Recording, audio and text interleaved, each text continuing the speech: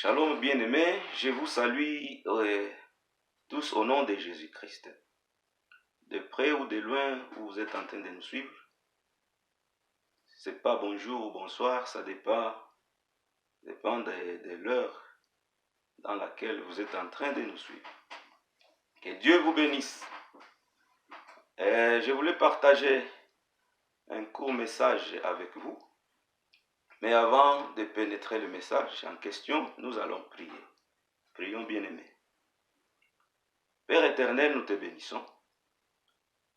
Nous te présentons ce message, ces moments, pendant que nos frères et sœurs sont en train de nous suivre. Bénis et sanctifie ce message. Que ce message puisse nous encourager encore une fois pendant ce moment de détresse, un moment difficile que le monde entier traverse. Au nom de Jésus-Christ, nous avons ainsi prié. Amen. Amen. Amen. Que Dieu vous bénisse. Bien-aimés, vous savez ce qui se passe au monde maintenant. Ce n'est pas quelque chose à cacher. Tout le monde connaît. Les médias partout. On parle de corona. On parle de corona. Coronavirus, Covid-19. Mais je vais dire à celui qui est en train de nous suivre, à l'Église de Dieu, que bientôt, nous allons célébrer, juste la semaine prochaine, le dimanche prochain, nous allons célébrer la mort et la résurrection de Jésus. Jésus qui est mort et il est ressuscité. Aujourd'hui, il est à la droite du Père, sous un nom qui est au-dessus de tout nom. Et il est en train de prier pour nous, intercéder pour nous. Nous n'avons pas droit quelque part à être terrorisés, terrifiés par tout ce qui peut arriver, tout vent qui peut souffler dans ce monde. Nous sommes Église et nous sommes encore là, nous sommes sous puissance, sous une puissance que Jésus a laissée dans ce monde. Cette puissance nous couvre, cette puissance est avec nous, cette puissance est au-dessus des corona. N'ayez pas peur, vous êtes enfants de Dieu, le sang de Jésus vous a couvert, le sang de Jésus est puissant. Ce message, je voulais le partager avec vous. Bien-aimés, vous savez ce qui se passe. Partout au monde, corona, partout, terreur, partout, jusque dans le fin fond, c'est corona, corona. Mais la parole de Dieu nous dit, ça c'est la parole pour l'Église de Dieu. Faisons semblant comme si rien n'est, comme si rien n'était. Focus. Regardons la parole de Dieu. Cherchons à découvrir la parole de Dieu. Qu'est-ce que nous allons faire pour ces moments? C'est ce qui est important. La parole de Dieu nous dit dans Jean 4, 23, l'heure vient, elle est déjà là, où les vrais adorateurs adoreront le Père en esprit et en vérité. Car ce sont là les adorateurs que le Père demande. Et la version d'Arby nous dira, car sont là les adorateurs que le Père cherchait. Dieu est à la recherche de vrais adorateurs. Éphésiens 5, 14 nous dit, réveille-toi qui dors, relève-toi d'entre les morts, et le Christ luira sur toi. Ça, c'est le moment de se réveiller. Église, oublions d'abord ce qui se passe au monde, mais Qu'est-ce que la parole nous dit pendant ces moments? Réveille-toi qui dors d'entre les morts et le Christ luira sur toi. Mais pasteur, vous voulez nous dire de nous réveiller en ce moment? Comment on va vivre le réveil pendant que nous ne nous réunissons même pas? Vous avez droit, mais je vais te dire que c'est le moment de se réveiller. D'être encore une fois connecté sur le trône. Plus que le temps passé, le temps qu'on s'est rencontrés dans les bâtiments. C'est le moment. Parce que Dieu est en train de chercher les vrais adorateurs qui adoreront le Père en esprit et en vérité. Vous avez écouté ça? Les gens qui vont adorer le Père en esprit et en vérité. Ce sont là les adorateurs que le Père cherche. Jésus a dit cette parole. C'était une parole prophétique. Je vais vous dire une chose, bien-aimée. Jésus avait un esprit prophétique. L'esprit des prophètes était sur lui. Quand il parlait les choses, il voyait loin. Il projetait les choses loin. Là où le prophète ne pouvait pas voir. Là où les disciples ne pouvaient pas voir. Il voyait très loin. Les gens ne pouvaient pas comprendre cette parole à l'époque. Si j'essaie de consulter mon histoire, le fil de temps, je me souviens, il y a une période, je suis entre 62, 63, 64, donc premier siècle, il y avait un homme qu'on appelait Néron. Ce monsieur, il brûlait les chrétiens vifs, vivants. On te prend en train d'adorer le Seigneur. On t'amène, on te jette au feu dans le jardin de Néron. Et c'est fini pour toi. Les corps des chrétiens éclairaient le jardin de Néron. Néron fut l'empereur de Rome à l'époque, Empire romain. Et je me souviens à l'époque, c'est Rome qui prenait le dessus de ce monde. C'est Rome qui était au-dessus de toutes les choses. Eh bien, c'est comme les États-Unis aujourd'hui. C'est Rome qui était à la tête de ce monde. Jésus lui-même est né pendant la période des Romains, quand il prenait le dessus, et il est rentré au ciel pendant que les Romains étaient en exercice.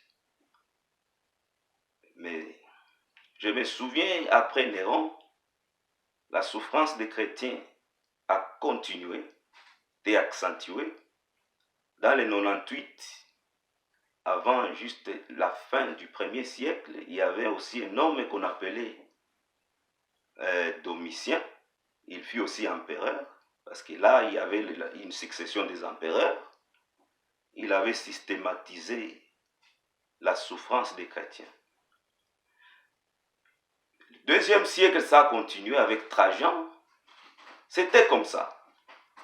Et les enfants de Dieu ont souffert, souffraient terriblement. Mais pendant toute cette période, bien-aimés, je vais vous dire ça en bref, les gens, les hommes de Dieu, les enfants de Dieu adoraient le Seigneur dans la solitude. Vous pouvez vous imaginer, vous pouvez penser avec moi, combien les gens étaient terrifiés, terrorisés pendant ces temps. Vous osez seulement priaient à haute voix, les gens de Néron, les soldats, je ne sais pas, venez, on vous prenait, on vous prend, prenez les gens et les amenez, jetez au feu. Donc les gens se sont trouvés des moyens pour se connecter à leur Dieu, dans la solitude. Quand je suis mon histoire, les gens étaient vraiment connectés et ils ont accentué leur amour à Dieu pendant ces moments. Vous pouvez vous dire, mais pasteur, comment vous voulez nous dire ça? Est-ce que cette période, ce qui s'est passé là, pendant ces temps, ça ne coïncide pas avec cette période? Oui, c'est pas une même histoire, mais quand même je vais vous dire que cette période-là, c'était un événement qui a touché le monde entier. Cette période-là, les gens cherchaient le moyen d'être connectés à Dieu dans la solitude. Cette période, les gens aimaient Dieu malgré qu'on les jetait au feu. Malgré qu'on avait refusé, interdit les gens d'adorer, mais quand même, ils ont accentué leur amour à Dieu. Et c'est ce qui a touché mon cœur. Dans la solitude, en cachette, les gens priaient le Seigneur. Ceci peut m'amener à penser même l'époque de l'homme de Dieu, Daniel, qui a été jeté dans la fosse aux lions. Il y avait un événement qui a touché tout le monde, mais il s'est retrouvé seul, enfermé, en train d'adorer le Seigneur. Ce n'est pas vous seulement, l'Église aujourd'hui.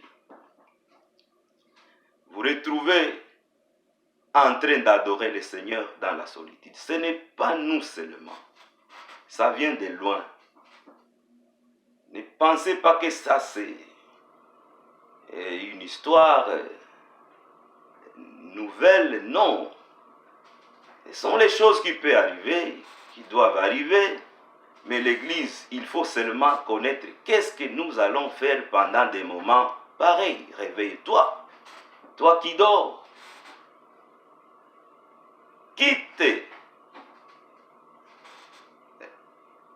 le mort. Relève-toi d'entre les morts et le Christ va te répondre. Lui, rassure-toi. Église de Dieu, je vais vous dire une chose. C'était un moment difficile. Et ce qui a aidé les gens de l'époque, c'est l'esprit de réveil.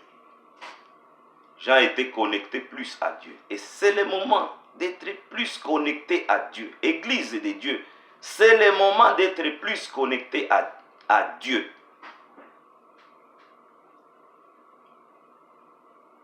Et la gloire de Dieu, les bénédictions de Dieu sera sur vous. Ce qui se passe maintenant nous oblige à penser à cette parole de Jésus. Les vrais adorateurs adoreront le Père en esprit et en vérité. Bien-aimés dans le Seigneur, ça c'est un message pour vous. Ça c'est un message pour vous. Je vous ai dit, Jésus voyait loin, là où son cercle ne pouvait pas voir. Ne pouvait pas voir parce qu'il était prophète. Les gens ne pouvaient pas voir.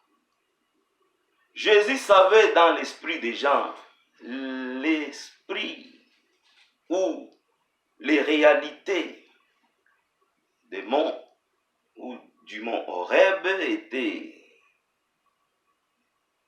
dans l'esprit des gens, le mont Gérizim était dans l'esprit des gens, le temple de Jérusalem était dans l'esprit des gens. Jésus voyait tout ça. Et avant de quitter ce monde, mais il se disait, comment je vais aider les gens? Parce que bientôt je vais quitter. Mais c'est comme si dans l'esprit des gens, les choses qui sont gravées, c'est le temple de Jérusalem, le lieu des rencontres, Mont Gérizim, Horeb, les montagnes de prière, là où les gens montaient pour aller se rencontrer avec Dieu.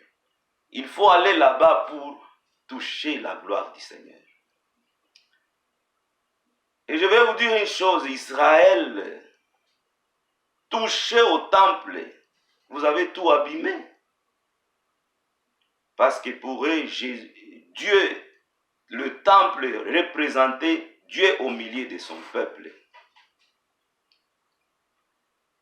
Dieu au milieu de son peuple. Et Jésus voyait tout ça. Quand il voyait de loin, les gens sont encore en train de penser à ça.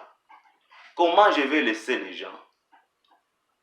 C'est pourquoi il a dit cette parole. L'heure est venue, elle est déjà là, bien-aimée, où les vrais adorateurs adoreront le Père en esprit et en vérité. Jésus a dit ça, mais personne ne pouvait comprendre à ce moment. Il voulait aider les gens. Il voulait enlever cet esprit de penser que il faut aller au temple seulement pour être connecté avec Dieu. Il faut aller au mont Horeb seulement pour se connecter à Dieu. Non, l'heure est venue où les vrais adorateurs adoreront le Père en esprit et en vérité. Et ce sont là les adorateurs que le Père cherche. Dieu est en train de chercher les vrais adorateurs qui ne vont pas penser, qui ne pensera pas aux bâtiments. Ça, ce sont des bâtiments fermés. Mais l'Église n'a pas été fermée. L'Église est appelée à se réveiller spirituellement. Et c'est le moment d'être réveillé spirituellement. Adoration en esprit. Là où vous êtes caché, vous êtes dans la solitude. Priez le Seigneur. Priez le Seigneur. Prenez courage de lire la parole de Dieu. Dans la solitude, seul où vous êtes, priez le Seigneur. Que le feu de Dieu brille dans vos cœurs. Là où vous êtes seuls, les vrais adorateurs. Le Père est en train de chercher.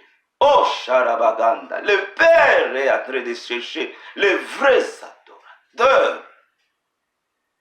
Gens qui vont adorer le Père en esprit et en vérité.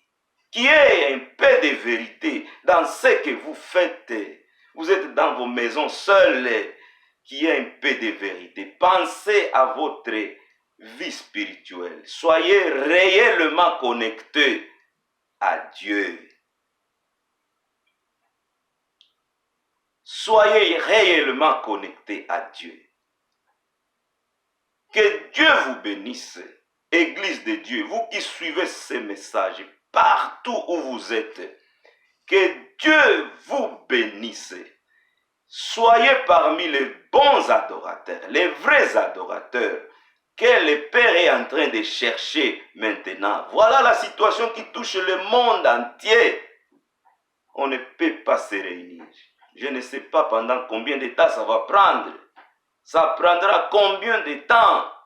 Mais les vrais adorateurs doivent adorer le Père en esprit et en vérité. Je vous bénis, bien-aimés, je bénis l'Église de Dieu au monde, je bénis ceux qui aiment le Seigneur, je bénis les enfants de Dieu. Ici où nous sommes dans cette ville de Winnipeg, en Afrique où nos frères sont dans la terreur, soyez couverts par le sang de Jésus. C'est le moment de vivre un réveil spirituel. Jésus vient bientôt. Nous devons attendre Jésus dans la prière. Nous devons attendre Jésus dans un réveil spirituel. Tout ce qui se passe au monde, on ne peut pas l'arrêter. Ça sera pire, bien-aimé. Le corona ici, ça va passer, c'est rien.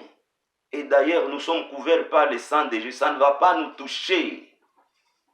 Mais ce qui viendra après, ce qui est derrière tout ça, on ne sait pas encore. Mais que Dieu vous aide et que Dieu vous illumine. Que Dieu vous donne grâce de vous réveiller spirituellement. Que Dieu vous bénisse. Voilà le message que je voulais partager avec vous. Que Dieu vous bénisse, l'Église de Dieu, au nom de Jésus-Christ. Que le sang de Jésus vous couvre encore une fois. Que le sang de Jésus couvre encore cette ville de Winnipeg. Que le sang de Jésus couvre le Canada, l'Amérique.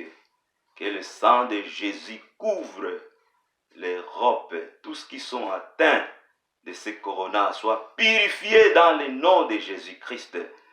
Que le sang de Jésus couvre notre Afrique.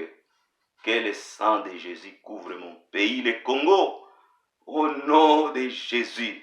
Au nom de Jésus. Que le sang couvre l'Océanie. Que le sang de Jésus couvre l'Asie. Et nous ne pouvons pas passer sans pour autant dire ça spécialement à la Chine qui a été sérieusement touchée. Que Dieu de gloire et de grâce soit avec tout un chacun de nous. Au nom de Jésus. Quand vous priez, ne ratez pas. Quand vous priez, priez pour nos frères et sœurs. Ceux qui sont déjà atteints, partout où ils sont. Que la guérison divine puisse les toucher. Au nom de Jésus. Que cette fléau ne puisse pas continuer à tuer les gens. Notre Dieu est puissant. Que sa puissance se manifeste dans ce monde. Soyez bénis, soyez bénis. Encore une fois, soyez bénis. Au nom de Jésus. Amen. Amen. Amen.